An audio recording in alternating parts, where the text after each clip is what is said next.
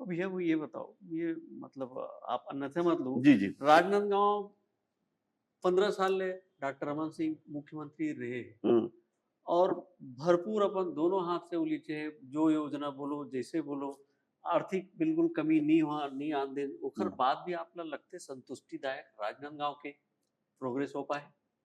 तो जो ये विकास तो सतत प्रक्रिया है हुँ, और मैं जहाँ तक सोचता हूँ कि जो योजना के अंतर्गत अपन काम करत हन, जोन योजना से आज शहर राजनांदगांव एक कस्बा रहीस एक ज़माना में, हुँ, छोटे हाँ, शहर रहीस है। बिल्कुल।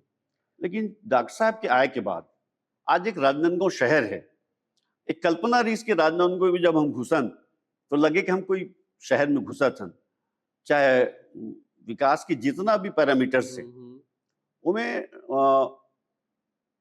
जिन काम हुए हैं, वो काम तो ऑलमोस्ट सैटिस्फैक्टरी है।